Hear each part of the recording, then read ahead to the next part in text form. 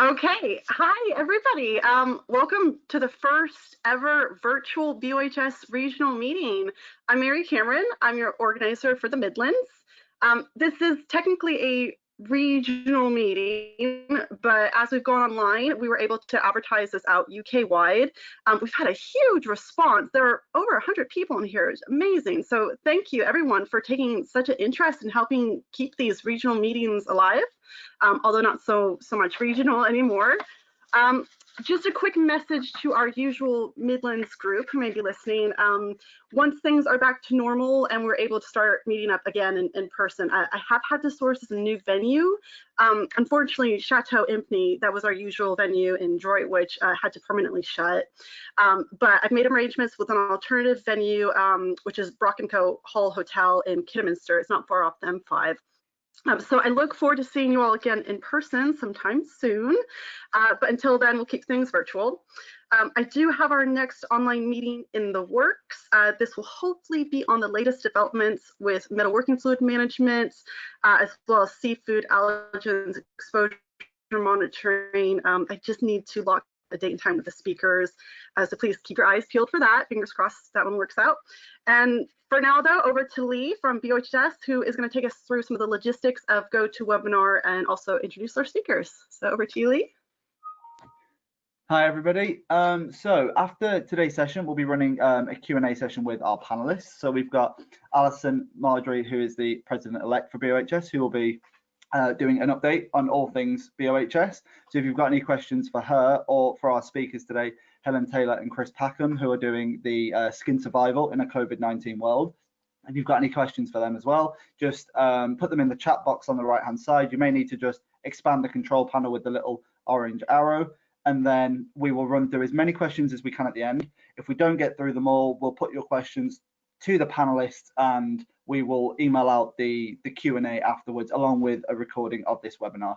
So without further ado, I will pass you over to Alison, and I hope you all enjoy the webinar. Well, thank you both, Mary and also Lee. So I'm delighted actually to have been asked and invited by Mary to join and kick off one of these first virtual webinars. Clearly for me, as President-elect, one of the highlights is going around in the different regions and meeting everybody in person, and the opportunity to mingle and to meet and chat. Although the benefit, I guess, of virtual is that it does mean that there's the opportunity to spread this much wider. And I think maybe we should be renaming this Beyond the Regions, as I've certainly seen folk across the country. And also, I know one of my colleagues out in Qatar is also joining in. So exciting times, I think. But at least we're able to meet, you know, in this way, which is excellent. So just to recap on the agenda, so I have got the first half hour or so regarding giving you an introduction to myself and also a BOHS update, and we'll have a little bit look as well at the 5-year strategy development that's taking place at the moment, as 2020 is the last year now for our current strategy. And then I'll be delighted to hand over to our good friends Helen Taylor and Chris Packham, who are, we all know, regulars at the BOHS conference, and will be giving us this update on skin survival in the COVID-19 world, which of course with the second wave, or indeed one could say a resurgence of the first wave, starts taking effect. So still challenging times. So who am I? So maybe this slide might suggest that I'm an expert surfer. Well, actually not, although I might wish to do something like that. That would have been fun, I think. But when I was reflecting on my time as I've become president-elect, I've looked back a bit over the years of my career, and I realized that actually I have ridden the wave of regulatory change as it happens. I began in the early 80s, and then the Health and Safety at Work Act was starting to bed down. And then we've moved through the asbestos period, of course, and Legionella and various others. And who can remember the six-pack also? And then exciting times when COSH was introduced, because this gave us the license to go out and actually do systematic risk assessments and be required to do it by law. which was fantastic. And then moving on, things got better with safety data sheets, with the classification, labeling, regulations coming in. And in more recent times, of course, we've had the challenge of REACH, which has brought a lot of innovation in relation to chemicals management and bringing focus as well to the prevention piece. So also the regulatory, as well as a sort of ridden the wave of regulatory change, I've also ridden the wave of globalization. But when I began initially in terms of health and safety, it wasn't long before I soon realized that actually my passion lay in occupational hygiene and the managing of those elusive chronic health risks and bringing focus to that area. So I did quickly move into the hygiene field and started my journey in terms of doing the PCerts, doing an MSc, and having plenty of opportunities and experience through working with Shell, because Shell was the company that I worked for. Began in 1980. I can't hardly believe that. That's 40 years ago now. And I moved into Shell International into the early 90s, which saw indeed the 90s and noughties taking globalization as a whole. And within Shell, there we had our HSE management systems. These were all being developed. And as part of that and the globalization, we were able to take the health risk management piece throughout the organization. But in more recent times, I've had the opportunity to become a consultant in 2017, and that's given me a little bit more time to allow myself the opportunity to do more voluntary things and show my face again at BOHS and try and help and push the society and help it in its aims, which I'm delighted to do. So here I am today, and who would have thought actually that I would find myself as president-elect? That's certainly not something that I had ever envisaged, but I'm delighted to be here. So perhaps a little bit initially about my BOHS theme. And throughout my career in Shell, I have recognized both internally and also activities doing externally that collaboration is actually absolutely key to getting things done. And when you're a small organization like BOHS, but important and critical activities that we do, if we want to have a biggest bang for our buck, then the best way to do that is to link up with others. And so I've taken it on myself to and I'm not suggesting that collaboration is not something that's been happening already, of course, but I appreciated that maybe it would be a useful exercise to actually capture all of those collaborations and put them into one big mind map, so that we could see as BOHS at a glance where we are operating, who our potential contacts are that we might wish to reach out to in the future, where our current contacts are, and who from BOHS are the individuals that are actually there and on point, so that in thinking through any new activities or strategic opportunities, then this will help us to identify and target those organizations to assist us in that. So what you have here is a snapshot or a snip indeed that I've taken from the map, but you may notice that it's been organized there currently into 4 main sections. But if I actually exploded out all of these, if I was able to, it would soon cover your wall, as there are many, many activities going on there. So the current way that I sort of linked it is education research, government, professional bodies, trade associations, then other third sector UK umbrella organisations, standards bodies, and international. As things evolve, I found that things seem to slot into these headings quite nicely. Well, today I'm not going to go through all of these details, but I thought just to give you a flavour of some of the things around this, I've picked out the UK umbrella organisations, and here we are linked into the OH Multidisciplinary Forum. And sort of May last year, things became more active, where we all, as in the OH discipline field recognise the need to work closer together.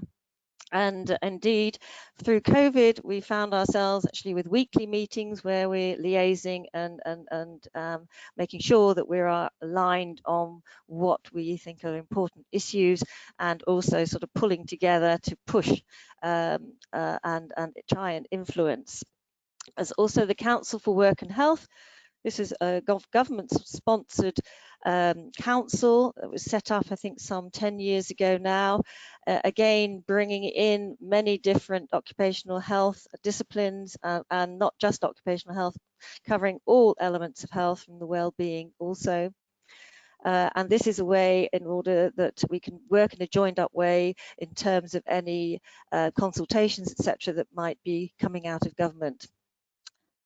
Then, not to forget that Scotland, we have a partnership on health and safety in Scotland known as FAS, and our colleague Helen Pearson sits on that. So we have an into what's being developed and planned there, and indeed they're starting to look at their own strategy for Scotland.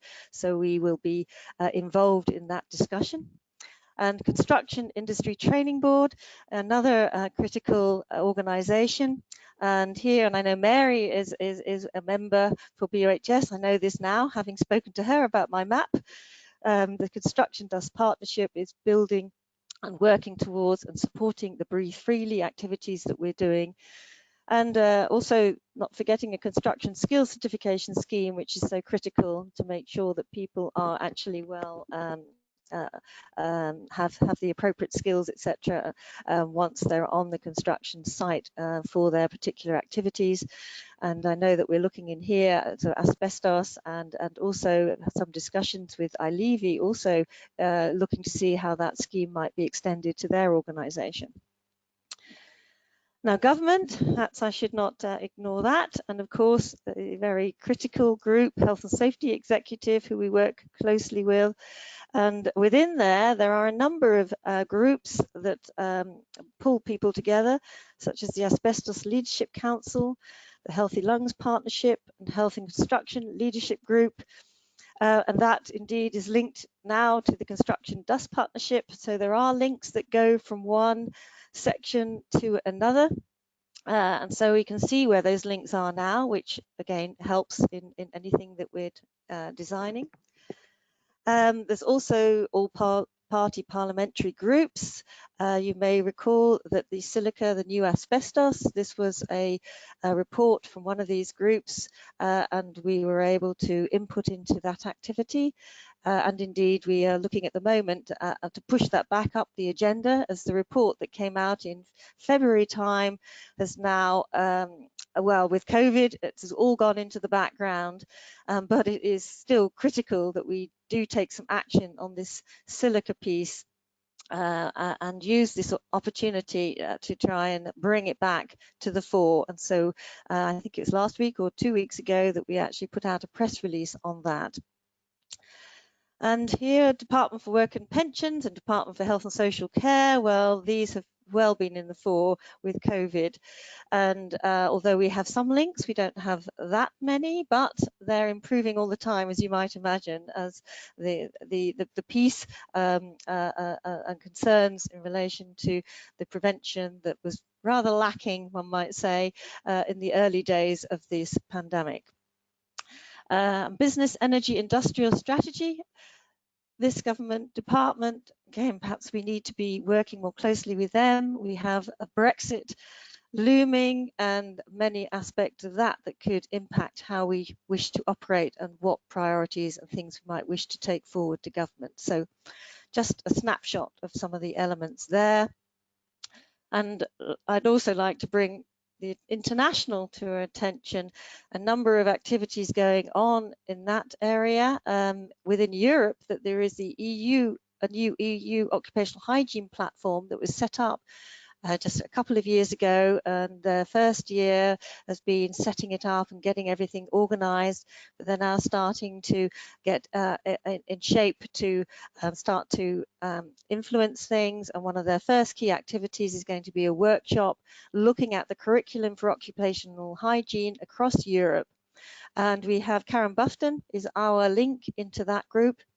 And indeed, BOHS will participate within that workshop in order to try and help to influence, as perhaps we have one of the most mature societies, and indeed a good setup regarding training and education and exams, so we can offer a lot in that space.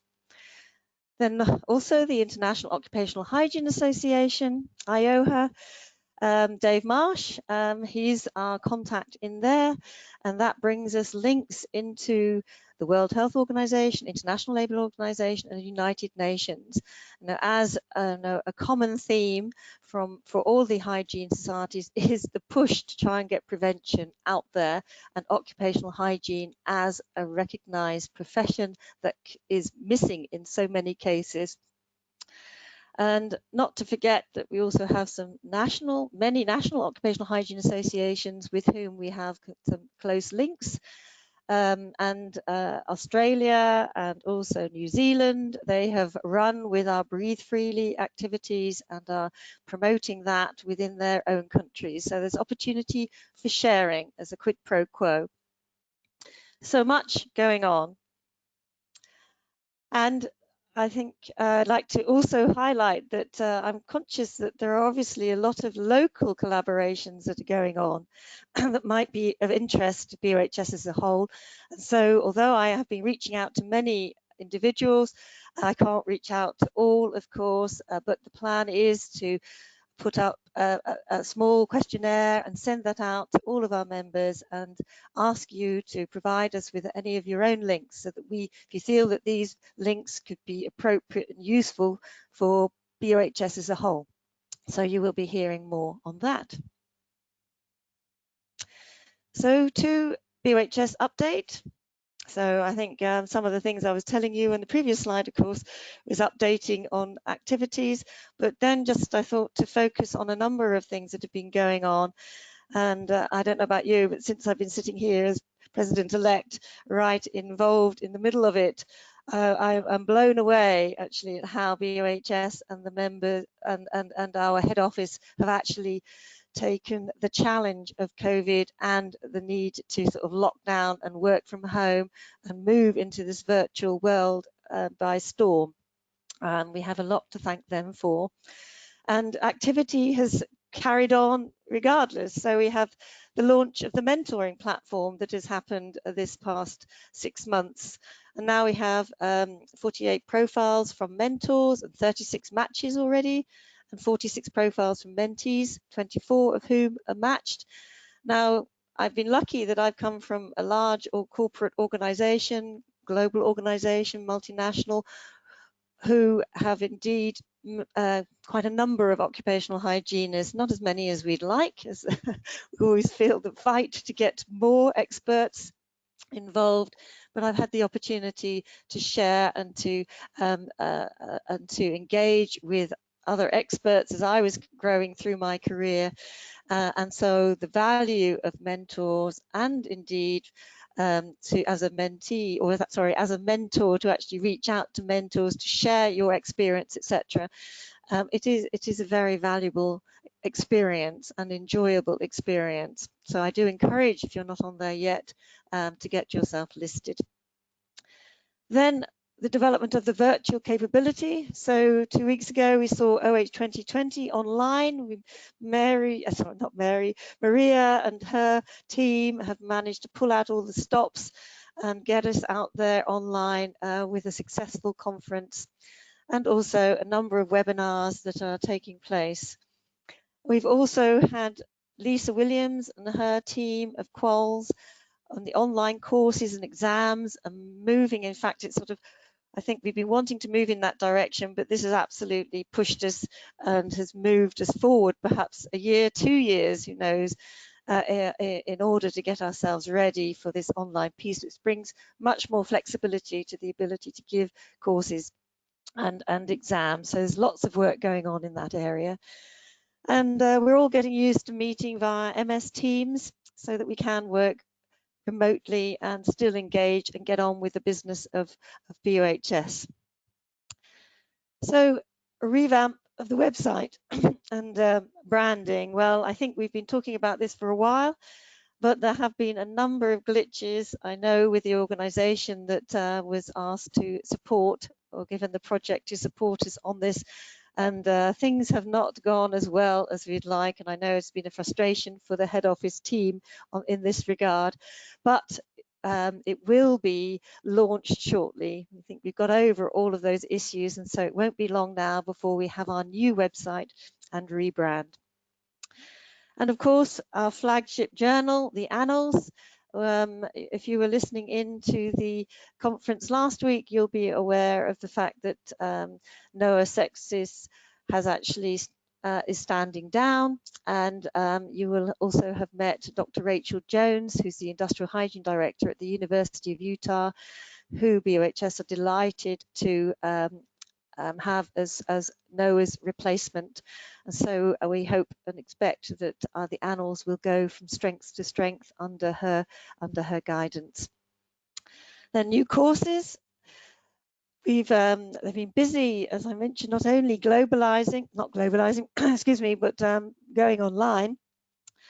There are new courses in the offing for construction and also manufacturing and asbestos duty holders to support the Breathe Freely efforts and campaigns that we have. And we're also moving towards the regulation of our qualifications to be subject to Ofqual, which is the UK regulatory authority for that, so that we can have ourselves underwritten and quality assured, and hopefully not find ourselves getting ourselves into trouble with any issues around that. So that's work that's currently in progress and progressing well under Lisa Williams. Now, Breathe Freely, which has become a flagship campaign, we are in the process now of developing the strategy to refresh this. So in both construction and also in manufacturing, and a focus we believe will turn towards the small and medium enterprises, but of course not ignoring the large organizations, and indeed construction, many of the SMEs will feed through from the big players.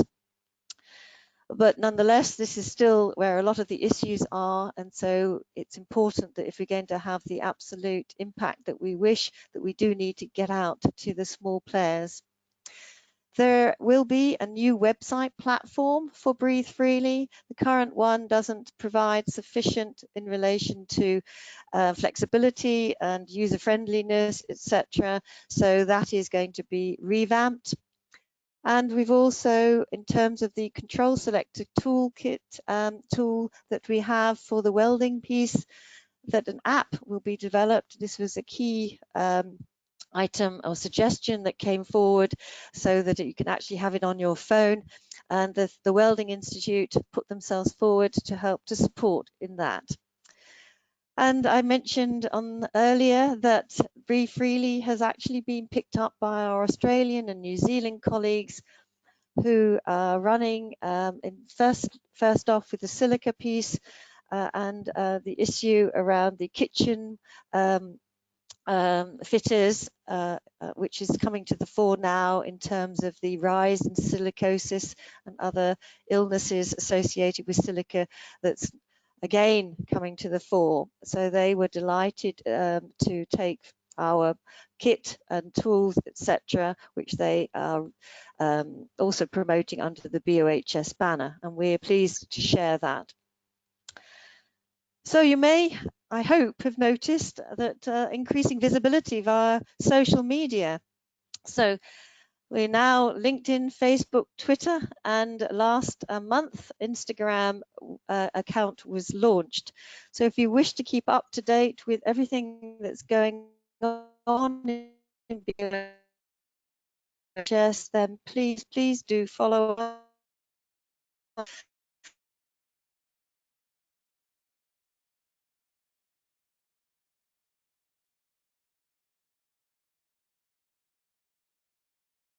and do look on what's going on, because this is, you know, if you want to hear about it, then I'm having to get myself organized and get out there a bit more. And indeed, I know anybody that's looked at my oops, what's this? Something's just popped up. Sorry, the little message, which yes, to say that I'm a Luddite when it comes to this sort of thing, but I am getting in there trying to, and indeed anyone that's looked at my LinkedIn account will realise that perhaps there's more work that I need to do there to give you my backstory, and so that's high on my list to get organised. And last item to sort of pick up here is the refresh of BOHS strategy, which I will cover. But of course, I should not miss that Kevin Bampton, our new CEO, who has been helping to drive us forward and has had huge energy and enthusiasm for our profession, although he's not an occupational hygienist himself, and he has many ideas on getting our messaging out there, complete with experience in key activity areas such as education, and with an unbelievable black book of contacts. So just perfect for us. And he's certainly giving the society a massive boost and leg up in its aim. So we're delighted to have you, Kevin. Now, it would be remiss of me not to mention BOHS and our COVID response, where we have tried to get ourselves organised for this. So within the presidential trio and with Kevin, we have been speaking weekly and trying to pick our strategies and organise ourselves so that I could identify our priorities and get our messages out there. And as part of that organisational piece, we have reached out big time to our membership in terms of setting up our expert groups, and we have the one on RPE and control, and also, as mentioned earlier, collaborating via our other occupational health multidisciplinary groups through the forum and meeting again there on a weekly basis so we could align and push. And we've tried to get our messages out there through letters to government, through press releases. Indeed, we've reached out to yourselves as our membership for the survey on the respiratory protective equipment availability, and also rallying everyone. You might recall in the early days, face fit testing just wasn't happening in the NHS. And pushing to or reaching out to our members to see if we could rally and find additional materials, etc., that could support that face fit testing that was so important. And not least, of course, liaising with the HSE and working closely with them on a number of areas, and indeed our social media posts. And then we focused our outputs, not trying to repeat what was out there already and coming from government and indeed HSE, but we reviewed and saw where we felt there were gaps. And for example, we noticed that there were many fake respirators out there. So we think, okay, well, maybe it would be useful to be able to spot a fake respirator. So we got our RPE expert to support in developing that guide. And then we were aware, of course, that eventually the lockdown would ease and we would all be needing to return to work. And so we then put our heads together around that, and some of our expert occupational hygienists out there working in the field. And we wanted to bring a focus as well, because there was a lot of return to work guidance coming out, but a focus on not omitting the startup and the issues with startup that can come when equipment and processes have been laid dormant. So we gave focus to that. Then we realized that as time was moving on, face coverings were probably going to become a requirement, not necessarily, of course, in the workplace, but people would be wearing them more and more, and all the controversy around that. So we pulled together a paper to try and bring some of those items to the fore to give people in the workplace some assistance and guidance on how to decide about the face coverings and what it means. And indeed, of course, the key thing being that this is not a piece of protection. It just allows you maybe to protect others from yourself. Then moving on, we're wanting to push things further up the hierarchy. And so we got the control measures risk matrix, which also linked to occupations to try and give an indication as to the level of control that may be appropriate depending on the occupation. And we looked into the ONS data to see where the injuries and deaths and cases of and which professions and occupations were seemed to be suffering the most, and have incorporated that into that tool. And lastly, but by no means least, that thinking of our own occupational hygienists and our membership about supporting you in terms of getting your assessments done for the control for COVID during the outbreak. So much happening in the last 6 months, and you'll find all these good details on the Coronavirus Hub, which I'm hoping that you're all familiar with.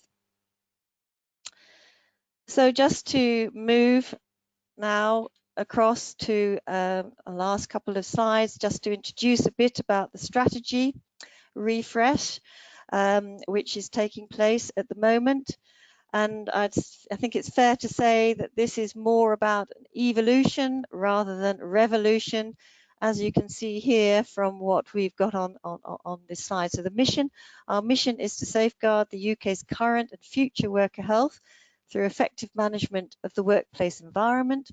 And our aims: work to eliminate harmful exposures, promote safe and effective substitutes for existing hazards, design out threats to human health, manage out work practices that place people at risk, ensure all people in all working environments have the right protection at the right time. Well, I don't think anybody of us can sort of take issue with those. And I think a key piece of this is this constant challenge we have of bringing focus to prevention. Perhaps if there is one added value perhaps coming out of this COVID piece, is that at last we are finding that people are saying, why are we allowing this to happen? Why are we not preventing it? At the end of the day, you get the biggest bang for your buck if you prevent it from happening in the first place, rather than all of the issues at the recovery end of the bow tie, to use bow tie terminology. So this is good. And then, so our vision is of a country where work is not an appreciable cause of acute or chronic ill health. So no change there really. And our strategic aim for 2021 to 2025 is to position BOHS as the key. Oh, sorry, I touched accidentally.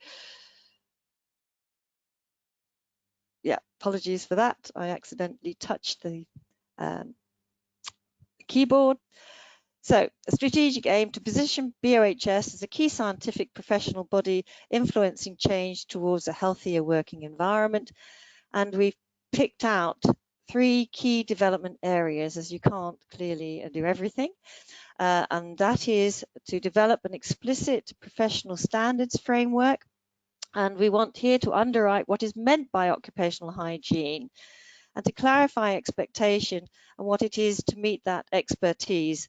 And of course, a clear target here are the many health and safety advisors out there purporting to be competent and undermining the profession. And you just have to listen to Kelvin Williams on that and competency. So we're looking to see what we can do in that area.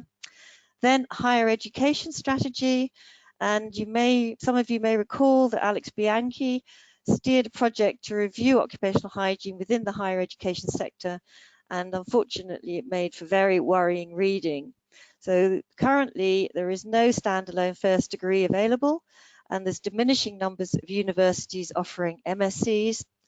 And indeed, the pressures on the university to make money has been taking its toll, and clearly a new approach to how we link with universities is needed. And this third item on the enhancement of technical and research capabilities is clearly linked to the universities. And what we're looking for maybe, for example, is opportunities for PhD students with projects, and support the development of occupational hygiene academics of the future. and to support horizon scanning, and so that we can be sort of ready for the next big thing. So there's much there to be done. And I say watch this space, as I know that Kevin Bampton has in plan to engage through the regions to reach out with the strategy and how this may evolve. And this strategy is still to be finalised. It has been reviewed by the board, but is still to really be fully closed out, etc. So lots planned here. And so here I am. Thank you for your attention. And as Lee mentioned, I think we're taking questions at the end, so I will be returning after that. But now I'm delighted to hand the floor to Helen and Chris, who are going to be updating us on skin survival in the COVID-19 world. So over to you, Helen. Thank you, Alison. Thanks very much, everybody. And I'll turn my camera off.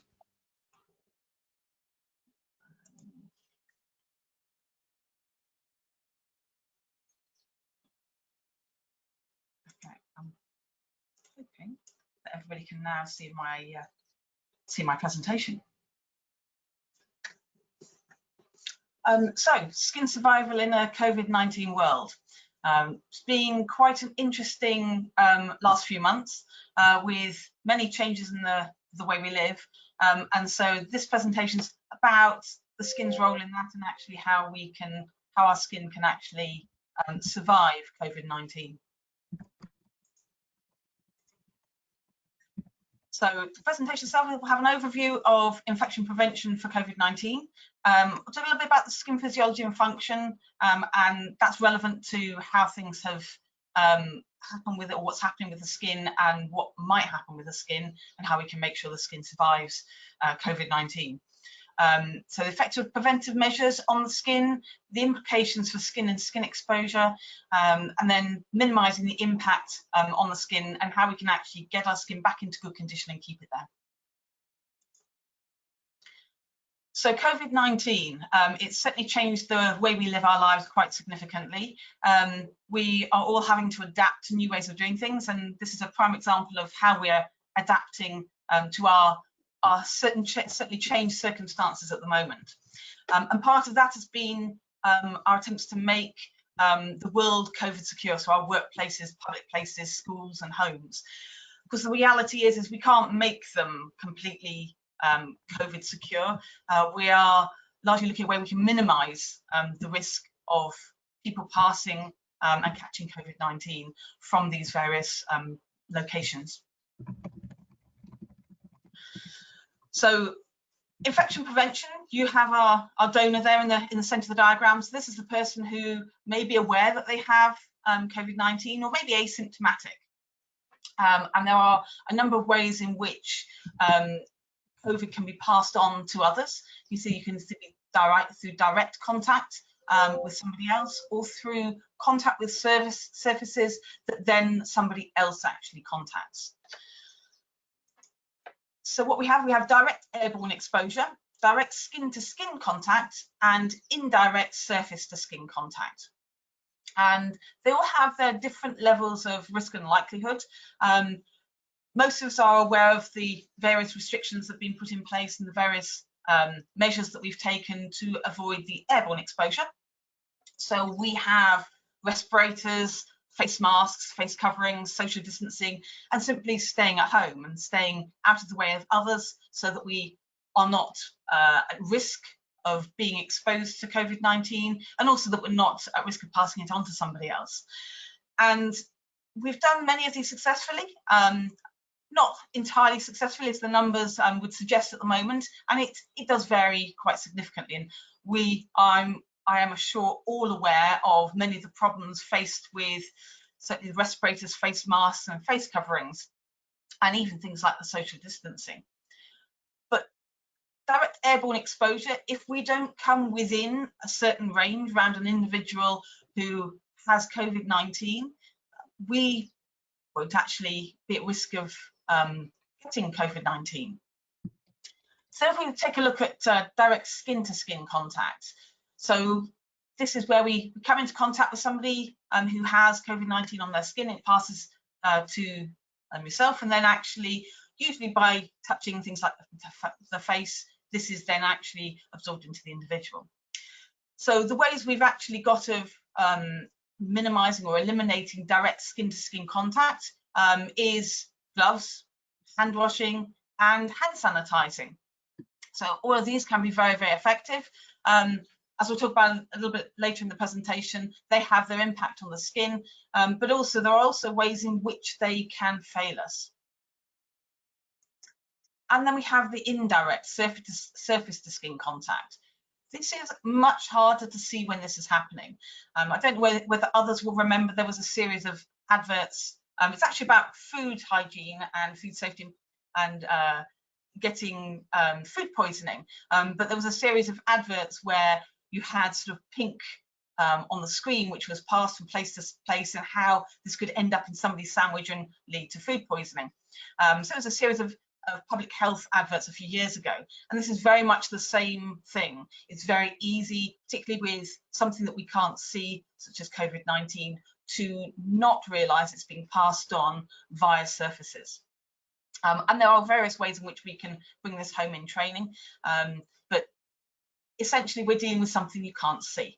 So we've got things like surface cleaning, and there's a lot of extra cleaning going on surfaces. You know, I watched the minibus that drops children off at my children's school this morning, and as soon as they drop the children off, out comes the kit. They're cleaning all the surfaces, all the seats, the windows, the doors. So we're doing a lot of those kinds of things. We've got gloves, hand washing, and hand sanitizing to avoid transfer from surfaces to the skin.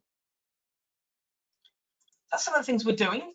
We'll come a little bit onto the skin, because it's relevant for how the skin's affected, but also how the skin can help and what the implications are of damage to the skin through some of the measures we're taking.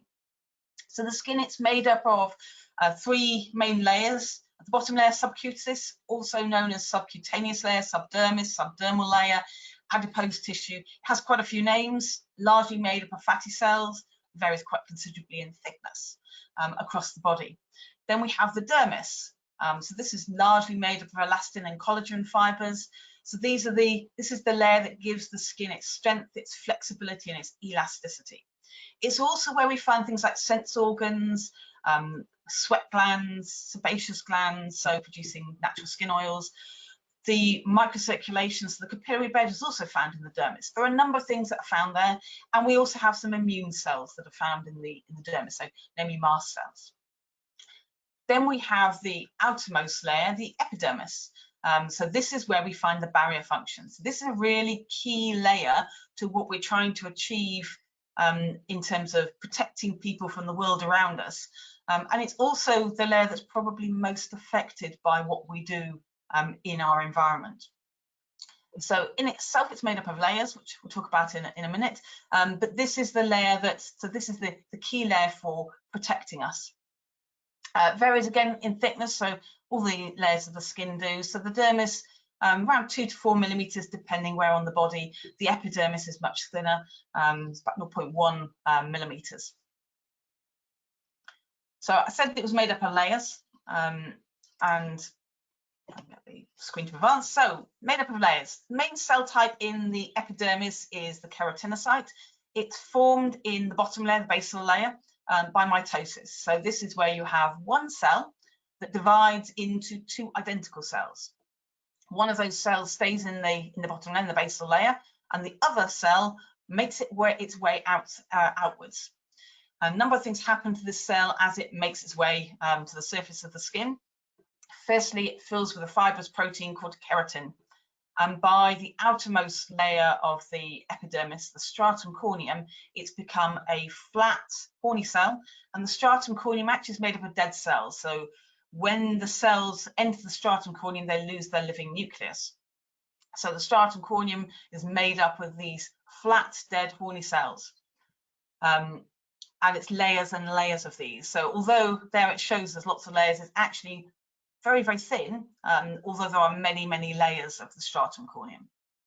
Other things that happen to the keratinocyte on its way out is it fills with a sack of complex lipids. These are called lamellar bodies, occasionally referred to as Odlum bodies, and these lamellar lipids are excreted between the cells when the cell enters the stratum corneum. So the lower part of the stratum corneum has this layer of complex lipids, so fats.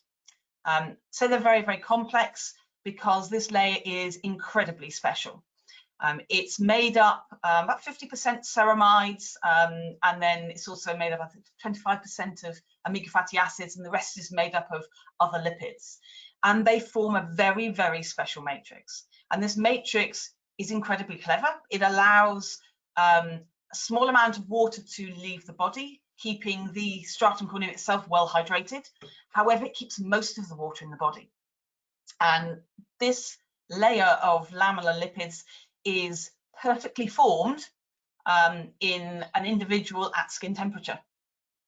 So that's very, very significant when we start talking about how we're trying to combat COVID-19 and actually other things, as I'll talk about in a few minutes.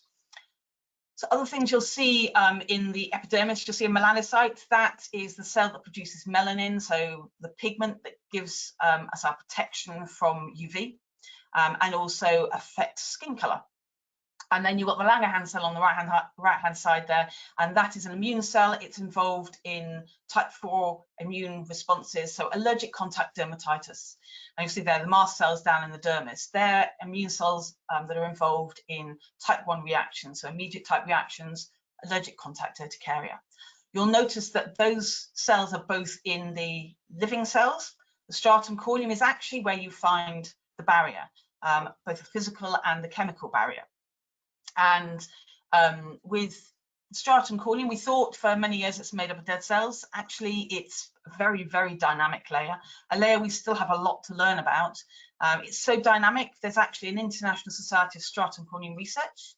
There's a Stratum Corneum Conference, and there's some books with very snappy titles like Essential Stratum Corneum, which guess what, it's all about the stratum corneum. There is a massive amount of research ongoing about this area to try and understand more about how it works, because whilst we understand a certain amount, we're still missing a large amount of knowledge about how the stratum corneum works. The interesting thing though with the cells of the stratum corneum, because they're no longer living cells, they're dead cells, they're now called corneocytes. And we lose them off the surface of the skin.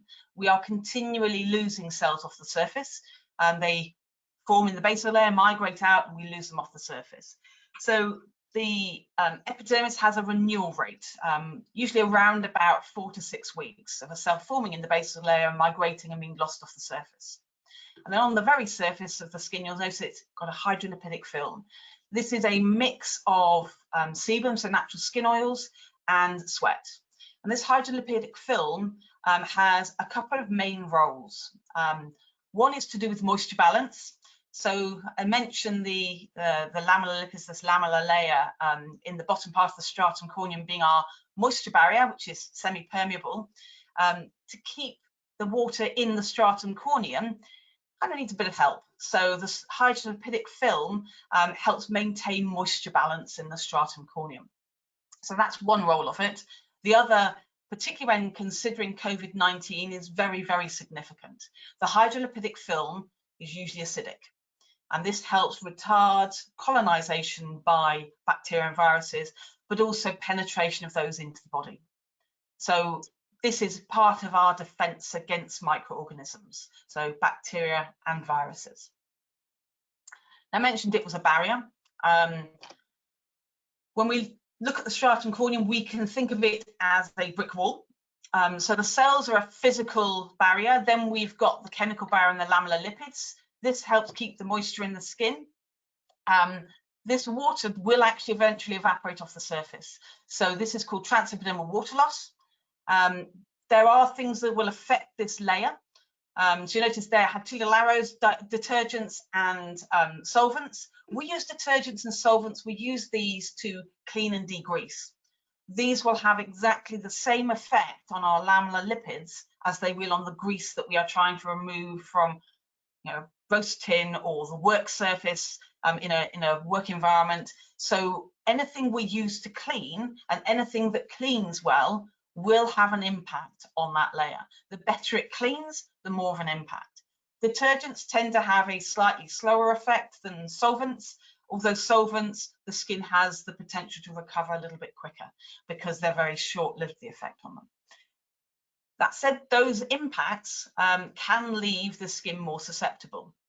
And you know, you've got water coming through, it evaporates off the surface. This is not sweat. There are two water losses from the surface of the skin. One is sweat, which is an on-off function related to temperature, related to emotions, a whole number of other factors. Then we have transepidermal water loss. This is a continuous process. The average adult can lose anything up to about 3/4 of a litre of water a day. I mean, it's a little bit less, but for some actually it can be as much as 3/4 of a litre of water. That's quite a lot of water. So it's called transepidermal water loss, TEWL for short. The interesting thing is we can actually measure it. So this can give us an idea of how the skin's functioning as a barrier. So when we're looking at many of the problems associated with COVID-19, certainly over recent months, there's been quite a lot of attention on what's happening with people's skin. Mostly the skin of their hands, but we're now starting to see concerns, certainly in certain workplaces, with facial skin becoming affected. Many of these effects are to do with irritant contact dermatitis and irritant damage. So this is not an allergy. It's caused by chemical or physical damage at the site of the effect. Saying it's not an allergy, though, it doesn't mean it's without its impact on the immune system. It does have an impact on the immune system. It does involve the immune system, but it's not an allergy. So irritant damage affects everyone. A very key point. The amount will vary. The amount will vary between individuals. So some people have a significant effect by irritants, others a much less of an effect.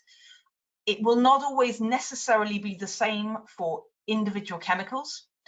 So a number of years ago, when I was doing my undergraduate degree, and I did a final year project looking at the irritancy of surfactants. So these are components of soaps and cleansers. And I had a number of other students who volunteered to have the surfactants put on their skin to look at the irritant effects. And these were measured actually by a number of skin measurement techniques. The interesting thing I found in that very small scale study is that of my subjects, many of them reacted to something called cocamidol propylbutane. A couple of us reacted more strongly to something called benzalkonium chloride. And I had one subject who didn't really react to any of the surfactants I put on her skin. However, she did react most strongly to water. So you get a lot of variation with how irritants affect people, but we know that an irritant will affect everyone. You may not see or feel the damage when it is occurring. So we talk about irritants, which gives the idea that they might actually, you might feel something, they might itch the skin. They don't. There are some that do, but many don't. Our most prolific irritant is actually water. And most people will not have any impact when they put their hands under the tap to wash them. They won't feel the damage that the water is potentially doing to their skin. When it's absolutely acute, irritant contact dermatitis and irritant effects can have blisters and swelling, but most commonly it's dry, red, itchy skin, sometimes with some discoloration or thickening of skin. So what is an irritant to the skin? Well, an irritant to the skin is substance, well, any substance, all substances.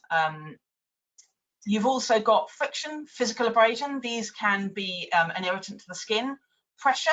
Pressure is very, very significant for a certain number of the population. Those that are demographic. Demography is something that not everybody's aware of, so I'll just explain what it is for those that aren't aware. So put simply, somebody who is demographic has leaky mast cells. So the mast cells are more inclined to leak inflammatory mediators.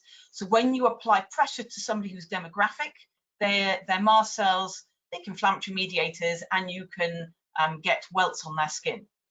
The interesting and I guess fun thing with somebody who's demographic, particularly if they've got quite a severe level of demography, is that you can write on their skin. So you can draw on their skin, you can play noughts and crosses, and you'll be able to see it for quite a while afterwards. So pressure can be significant for all of us, but particularly for that group of the population. There's not very much research into demographism, but it's estimated or thought to affect as much as 20 or even 25% of the population. Extreme temperatures can also be an irritant to the skin, both hot and cold temperatures. Then we've got hyperhydration. Technically, it actually fits into substances because this is water on the skin, but hyperhydration occurs either when you have your hands in water or your skin in water for prolonged periods of time, or alternatively when the transepidermal water loss and the sweat can't escape. Very significant when we start putting people in PPE. Gloves, it's very pronounced, but even overalls.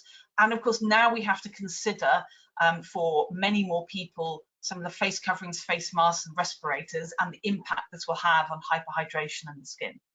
And lastly, we've got psychological factors. These can also be an irritant to the skin or can result in effects that compound irritant damage.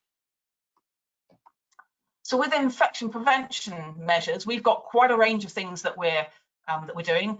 All of these actually have their effects on the skin. Obviously, they're beneficial to prevention of COVID-19 and transfer, but they have their impacts on the skin. So we have respirators, face masks, face coverings, social distancing, staying home, surface cleaning, gloves, hand washing and hand sanitizing.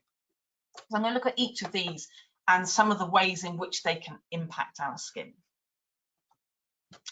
So respirators and face masks. This is physical abrasion and friction, which may seem very low level. Many of these things are. We all have a certain amount of friction with our clothing.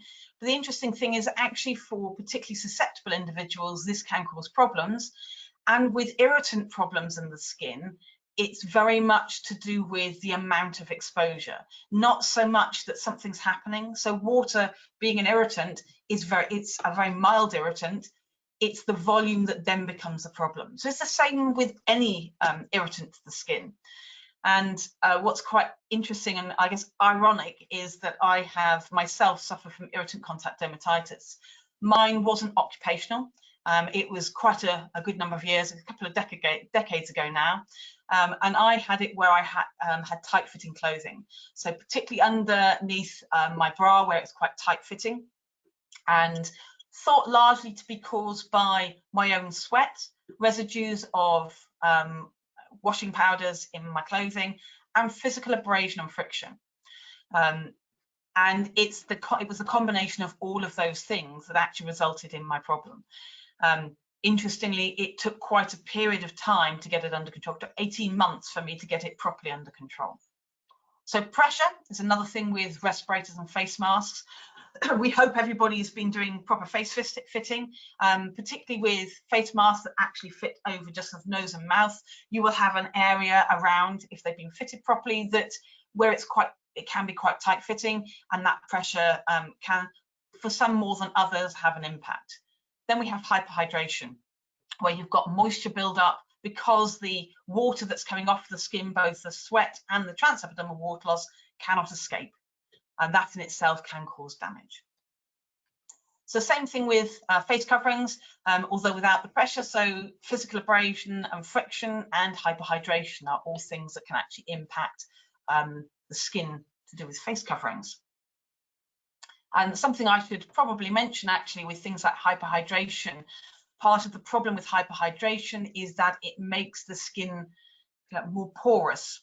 So any protective measure, be it face coverings, respirators, face masks, gloves, overalls, any of these things, if they fail when we have hyperhydration, that failure is more significant than if we were exposed without those protective measures. So social distancing and staying at home. There's been a lot in national media. We are all aware of the mental health impacts of being socially distanced from people, from family, from friends, and having to stay home. So these psychological factors can actually impact the skin. It's well known that a number of emotions can cause changes in the skin. We know from many years of research and understanding in the dermatology world that stress, psychological influences can affect many skin diseases. And these include things like psoriasis, but also eczema, which is dermatitis, irritant contact dermatitis. We know it has an impact. There are, with emotions, changes in water loss, blood flow, sebum production, to name but a few. So we know that there are changes in the physiology of the skin, how the skin's functioning by our emotions. I myself was presented with the changes in water loss when I did my PhD. I was using a number of pieces of skin measurement equipment, one of which was a very fancy laser called OTTR. So it stands for Optothermal Transintermission Radiometry. Very clever piece of kit which can build hydration profiles in the skin. At the time, the laser was, I was told it was worth something like £140,000. And I was in the lab one afternoon on my own, and our cooling system for our laser was in, at that time, in a loft above the lab, and it started making funny noises.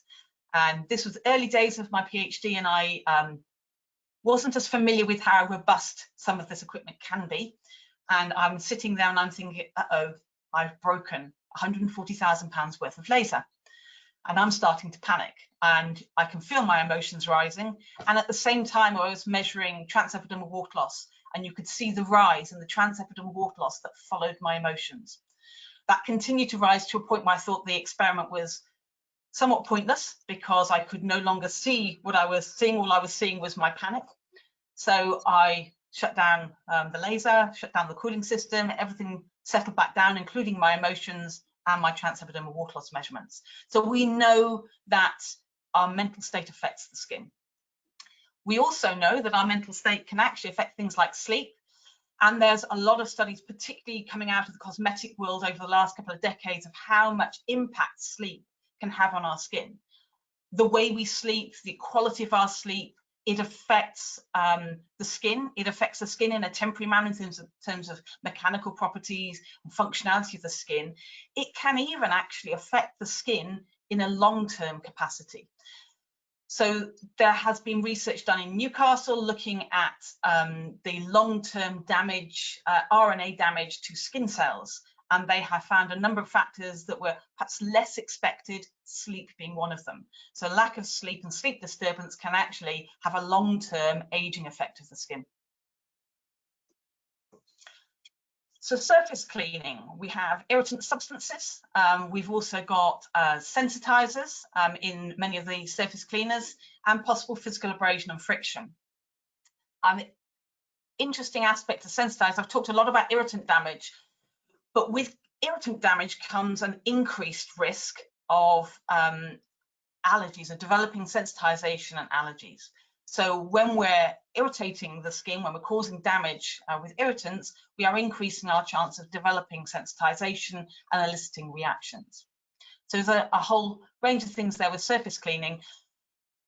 Talked about powerful cleaners. The more, the better a product cleans, the more damage it will do to the skin. So here at home, we have a number of, like every household, a number of cleaners for cleaning the kitchen, cleaning the bathroom. We live in what is a very hard water area. So most of our sort of taps and around the shower, around the sink, even our kettle gets very, very clogged up with limescale.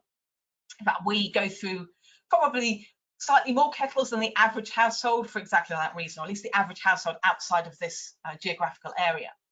So many of our taps get encased in limescale. So like many people, I went out and I bought a very nice, strong chemical. It does a really, really good job on the sinks, gets the limescale off, you spray it on, you leave it for a while, you wipe it off. Great product. So I use it on the sinks. However, not great for the skin. The more powerful a cleanser, the more damaging it will be to the skin. There are some other aspects to many of the things we're cleaning surfaces with for decontamination, particularly if we're looking at sort of the antibacterial, antimicrobial cleaning of the skin, so the antibacterial cleansers, is that we have, as part of our defense in the skin, I mentioned the hydrolipidic film. Part of our defense actually from microorganisms, it's also our own commensal bacteria that live in the skin, our own microflora. And there's quite a range actually that live in the skin that form part of that defense. They live at different levels and there's different concentrations throughout the layers of the skin. Because any surface cleaning product that kills bacteria and viruses has the potential to also kill our own bacteria. That then reduces our own protection from microorganisms. So gloves, we have both hyperhydration. There is also the potential for some glove materials to cause allergy, but certainly in the case of many of the gloves being worn at the moment, we're looking at hyperhydration as being the biggest issue, and also the pressure from tight-fitting gloves. In terms of wet work, it is the most common problem with skin in the workplace, with skin problems in the workplace, of which gloves, particularly in this day and age where many workplaces have been increasing the amount of protection that we offer workers by using gloves, and that's a shift over the last couple of decades. At the moment, you've got workplaces where you wouldn't ordinarily wear gloves at all ever, and they're now wearing gloves to cope with COVID-19. So just about everybody in many working environments now are wearing gloves, so many more than we would normally have to deal with.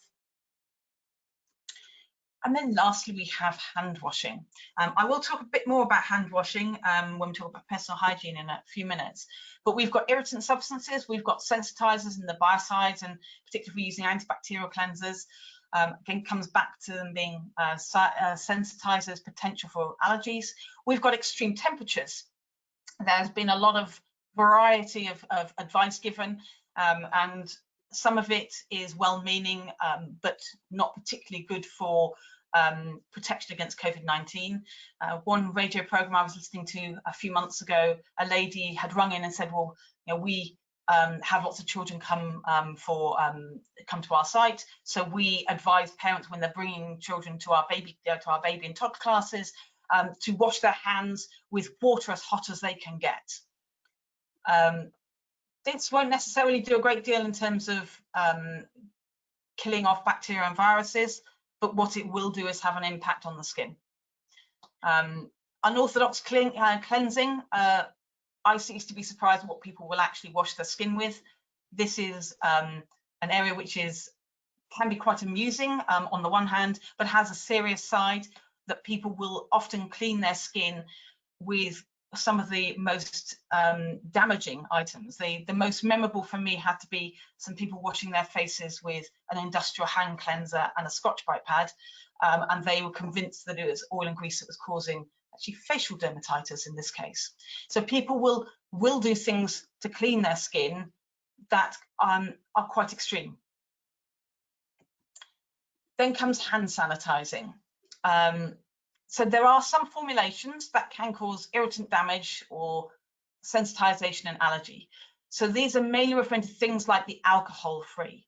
So some of the alternative active ingredients that are put in hand sanitizers that are alcohol-free are actually sensitizers and can cause significant damage, irritant damage to the skin. The other area with hand sanitizing where alcohol hand sanitizers can be damaging to the skin is where they're not properly buffered. So if somebody literally puts alcohol and water together and goes, right, this is my alcohol hand sanitizer, alcohol-based hand sanitizer, this is where it can cause damage to the skin. Most of the hand sanitizers that are alcohol-based that are on the market, or many of them, they're well formulated and they've been researched and they've been studied. And there are a number of studies from a number of different manufacturers that have shown that properly buffered alcohol sanitizers can actually improve skin condition. So what happens when we cause irritant damage to the skin? Got increased mitosis, so increase in the cell proliferation, so the number of cells. So you get a thickening of the skin. You've also got release of cytokines. So there are some that increase the number of Langerhans cells.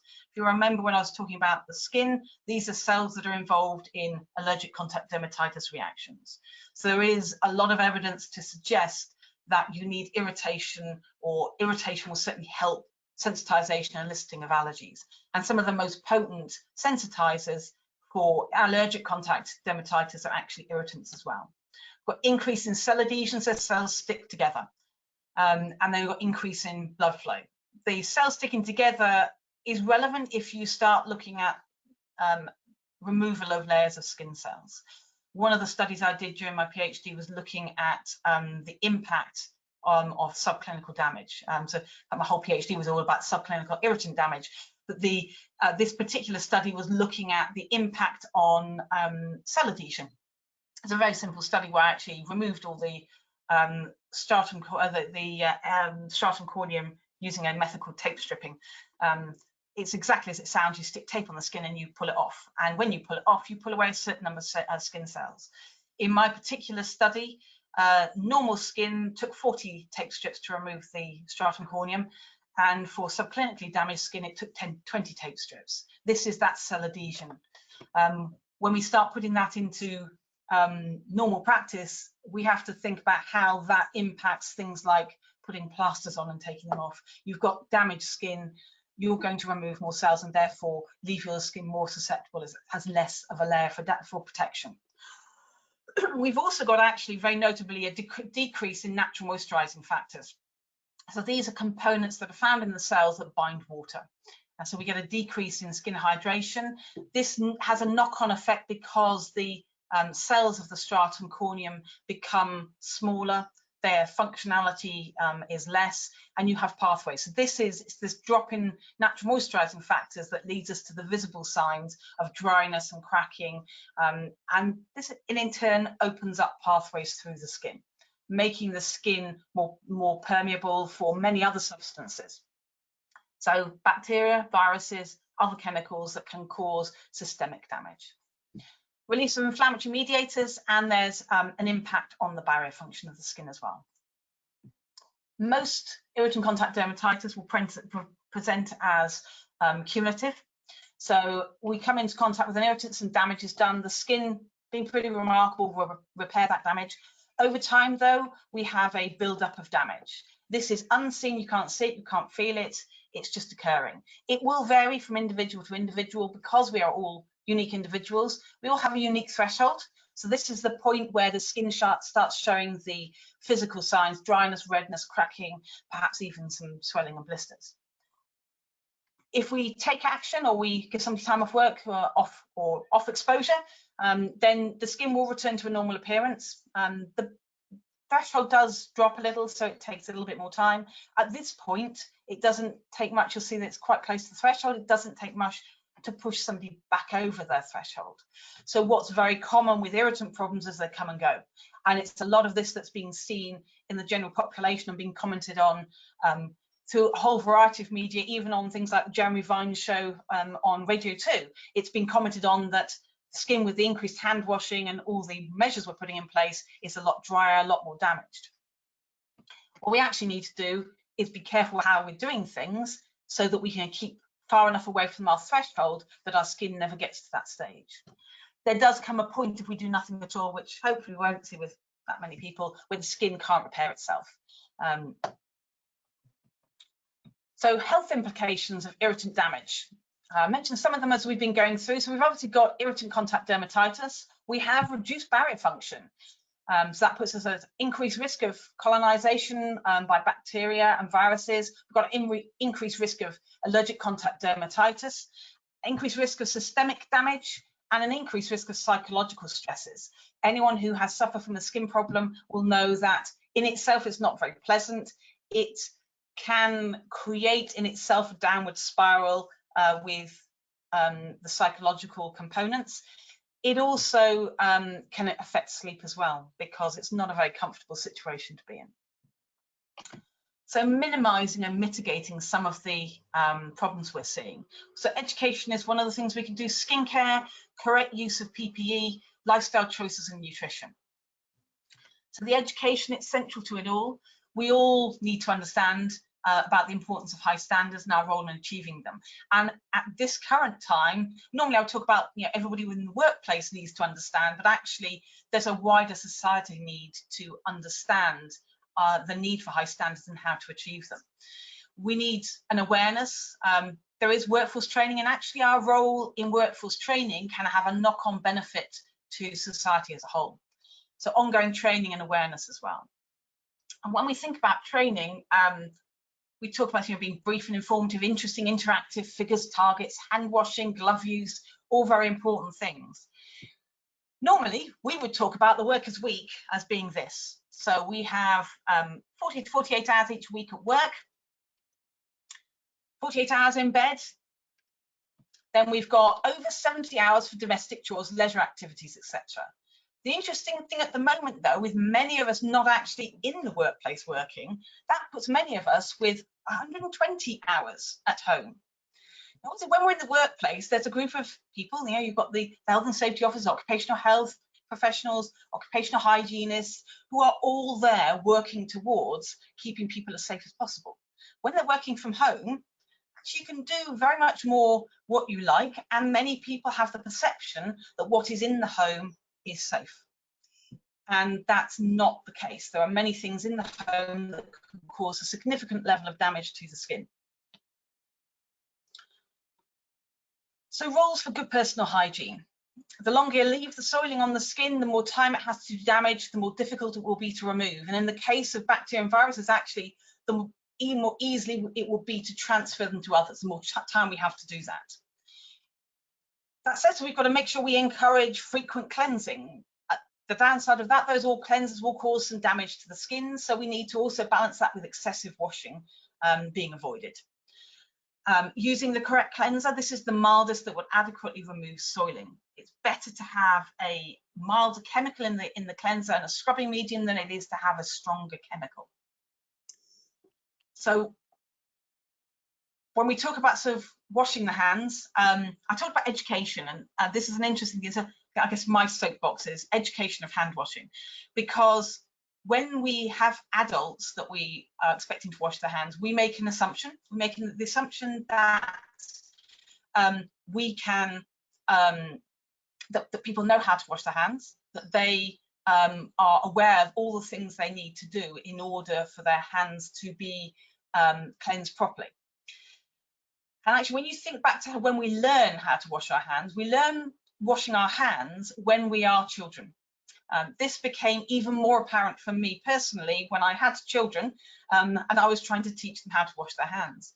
And there are those times when your child is small, when they're a toddler, when they are a young child, where you are thankful they're even showing water to their skin. And it's a struggle to get them to put a cleanser on. It's a struggle to get them to do all the proper actions to washing their hands and then rinse their hands thoroughly. So we make these assumptions that people understand. And actually, as we get older, nobody really goes into how to wash our hands properly. So this is part of coming back to the education and training. I say there's a lot of work done now with how to wash our hands and doing all the right actions. What is often missed is really, really key, and that's actually about rinsing. So we need to wash and rinse in running water. Otherwise we're rinsing in dilute dirt, but rinse thoroughly. You cannot understate this. We need to rinse at least as long as we wash. And in fact, I'm of the opinion that when you're rinsing your hands, you ought to actually follow the same actions as you apply the soap. So all the actions where you're doing between the fingers, round the thumbs, round the fingers, round the wrist, we need to repeat that in order to get the soap off. If we don't rinse the soap off, firstly, it can cause further damage to the skin. And secondly, we're not rinsing all the dirt, all the bacteria, all the viruses and all the dirt off the skin. The correct temperature for washing your hands is actually 32 to 35 degrees C, which is lukewarm.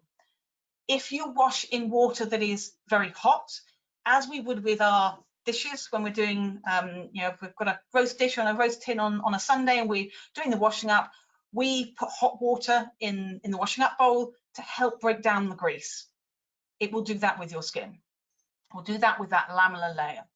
Equally, there's also some interesting research from the cosmetics world that actually if you have freezing cold water, this can also impact the skin. But we do know from that work and other work that actually cold water impacts the skin, yes, but not quite as much as hot water. And this is to do with disruption of that lamellar layer.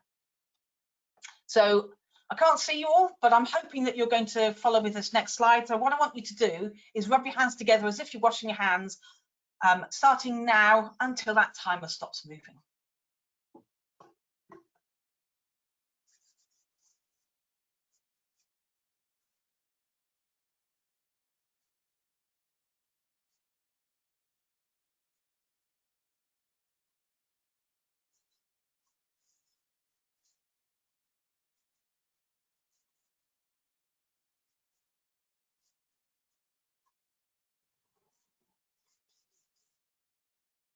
Right, you can stop rubbing your hands together now.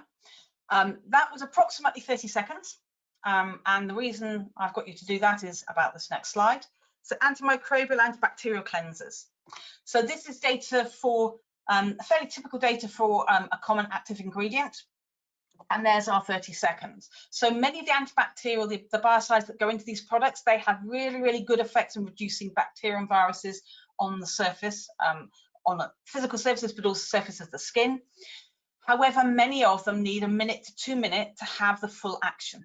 And you can see with this particular one, our 30 seconds, which is our average wash time. I can't see, so I can't ask you to put hands up for who washes their hands for that length of time, but I will happily admit that I don't sit there washing my hands for the full 30 seconds. It's quite a long time.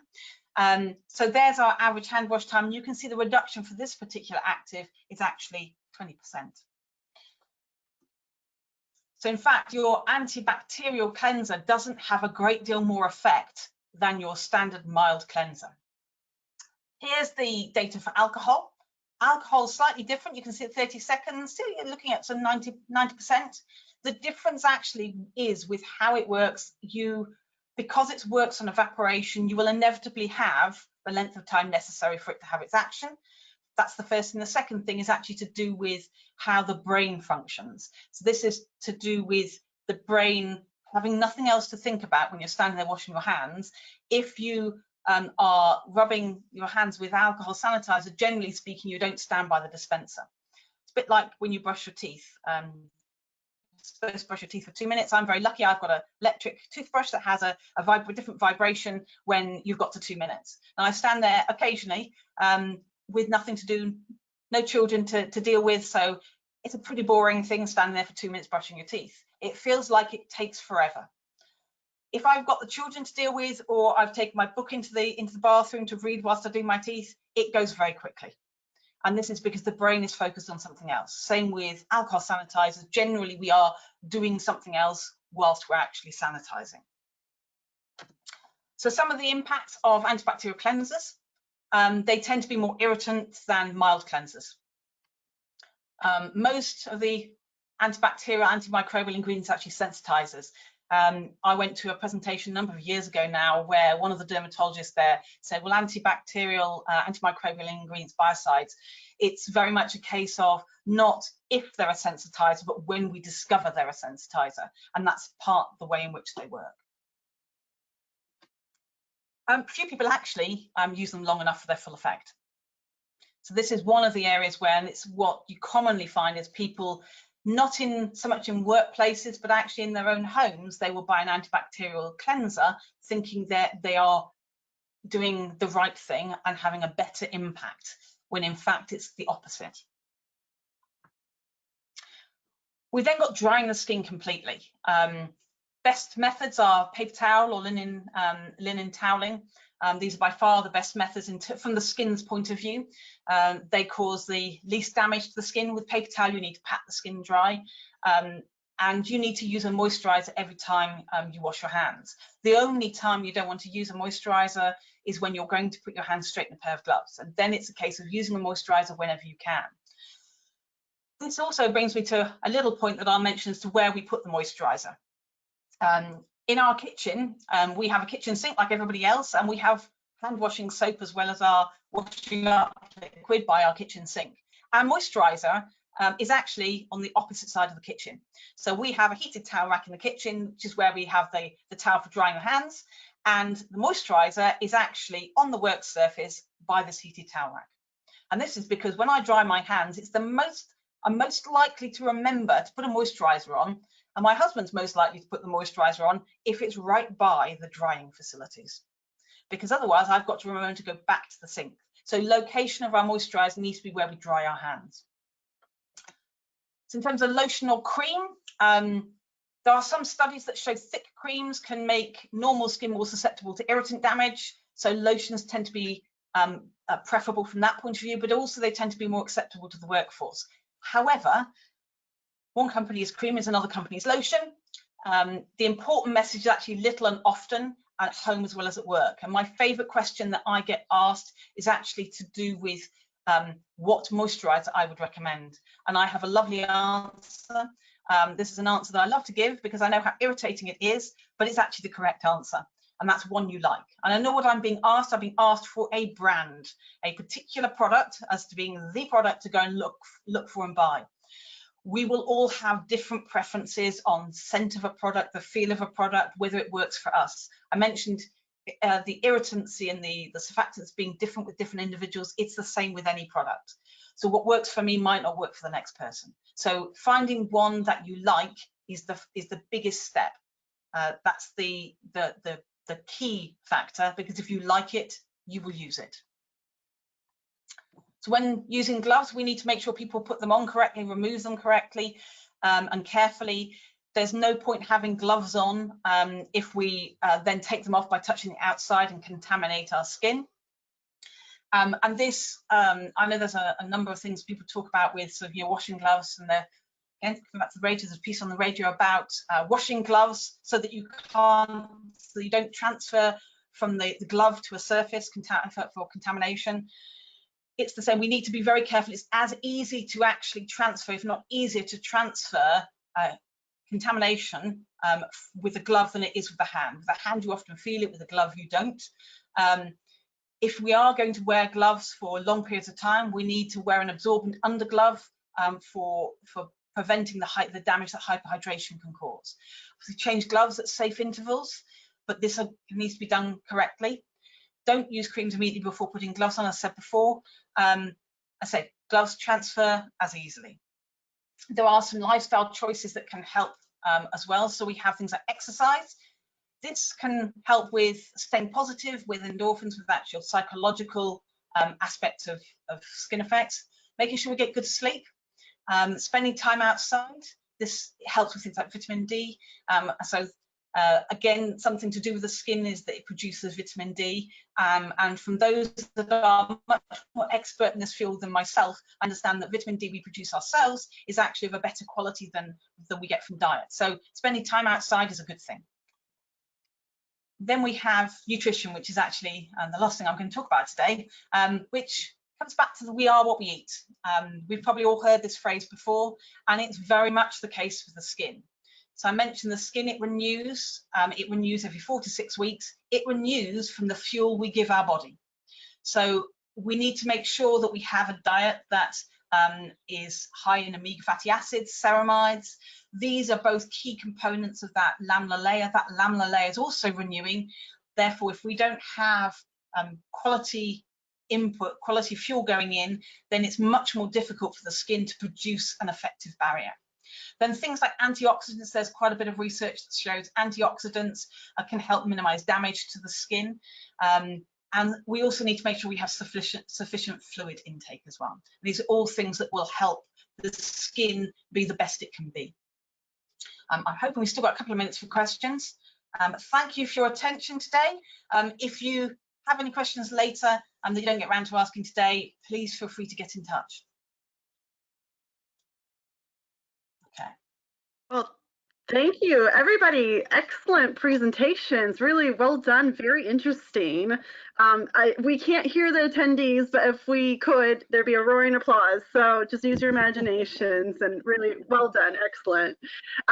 We're just about to run over on time, but if everybody's okay to hold on, we'll just go through a few questions, if that's all right. Right, so I will go for this one first. I have a list here. I have eczema, and alcohol sanitizers can be really painful to use. Am I correct in understanding that they would still be better than non-alcohol sanitizers? How does washing with soap and water compare? Can I answer that? Absolutely. In fact, if you look at alcohol sanitizers, they actually contain a conditioner. And in fact, there is abundant evidence, if you really want, I can send people in information on this. There's abundant evidence that alcohol sanitizers do not damage the skin. In fact, there is evidence to show they help the skin to recover from the damage that's been done by frequent hand washing. The issue that we have is that if you apply an alcohol sanitizer to damaged skin, you will get a stinging sensation. That's because your skin is damaged, the alcohol is getting further into the skin it would normally do, and it's hitting the nerves. And people assume it's damaging the skin, it's not.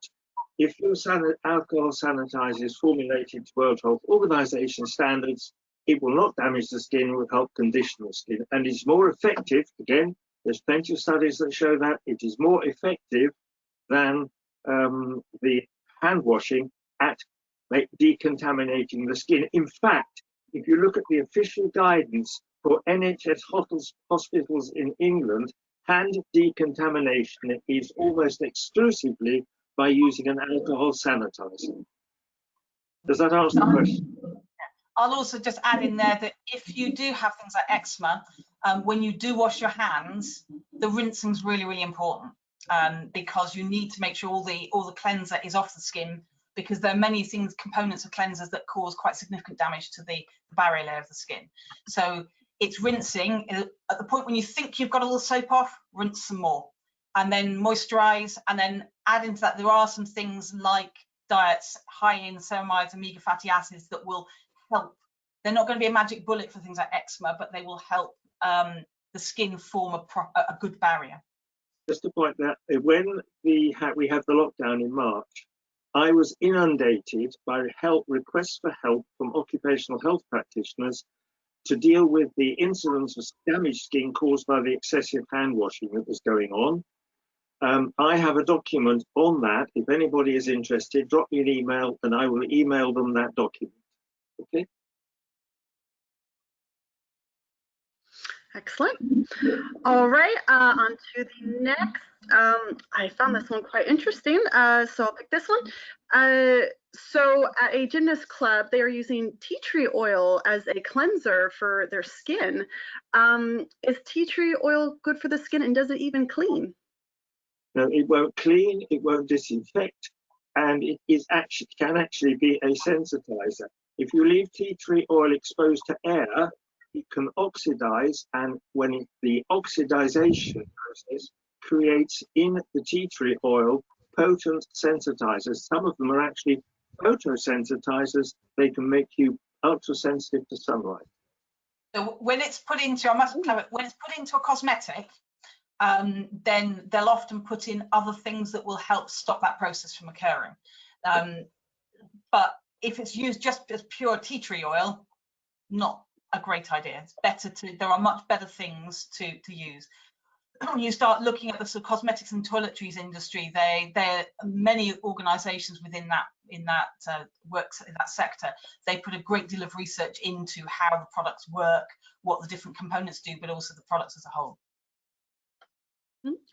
Excellent. I'm going to try to squeeze in a few more. I don't want to overrun too much.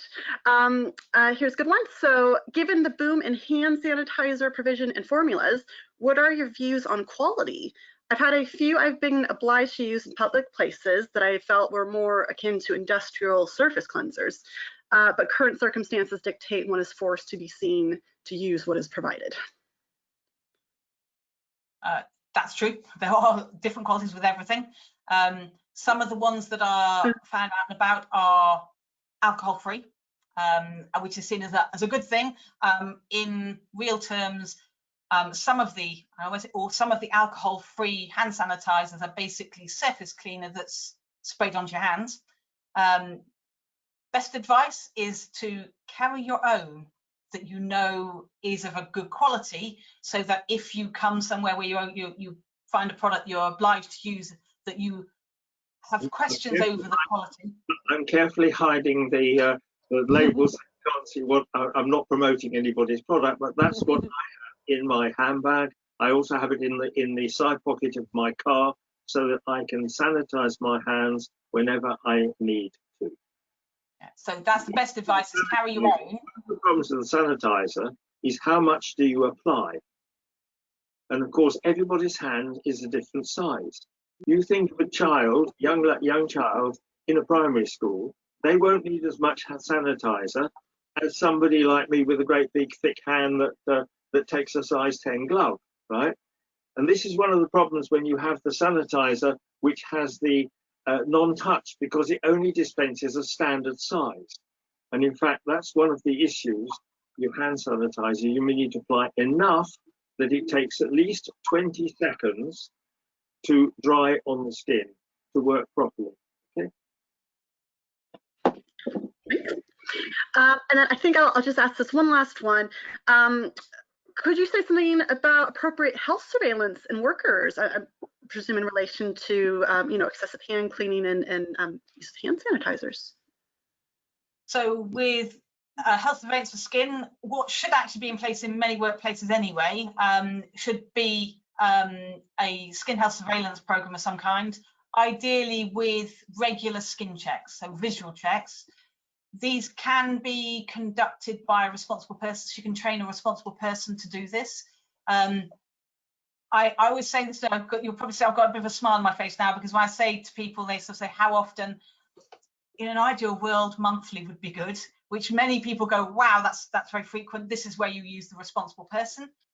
If you have somebody who's going to see people naturally and get them to do it on a regular basis. It makes people think about their skin themselves, so they're much more aware of what they're doing. But irritant problems can come and go relatively easily, so it's about picking that up. There are some skin measurement techniques you can use, some tools you can use that will help with that process. So hydration, water loss measurement can help with that process. But the key thing is actually some regular skin checks. The best of the skin measurements would be hydration. So actually measure hydration. You can measure that drop in hydration before you break through the threshold. So it allows you to be proactive. Yeah, Helen showed you that diagram where the damage was accumulating at an asymptomatic level until eventually the dermatitis appeared. As that damage increases, although you can't see or feel it, the ability of the skin to bind water that it needs to function properly is progressively reduced. So by measuring skin hydration, we have an early warning system where we can detect that something's going wrong long before you end up with an actual skin problem. So skin hydration measurement for me is an essential element of any good skin health surveillance system. How it's done is another topic. Speak to Helen on that. That's what her PhD was about. All right, well, excellent. We do have a couple more questions here, but I think they've already been answered. One was about moisturizer. There was another hydrating effects of hand sanitizers. We did cover that along the way. The recording for this will be sent out. You'll be given a link. So by all means, if there was a question you asked, you can go back and review the recording for your answer. But once again, thank you so much to all of the presenters. That was very well done, very interesting, and I think this flowed really well, and it worked. I wanted it to be lovely to be in person, but until then, this will have to do, and it was a really good webinar. So thank you very much, everybody. And if there's no further questions, until next time, thank you. If anybody has any more on skin, feel free to get hold of Helen or me. We're always happy to talk to you. And just to say, Lee, I'll catch up with you about the Chartered Institute of Environmental Health. Yes. Yeah, no worries. Yeah, thank you to everybody for your help. Everybody for that'd be good. Enjoyed it. Yeah, no, fantastic, great. Thanks, Helen and Chris. Okay. Interesting. Bye for now. Bye. Bye, everybody.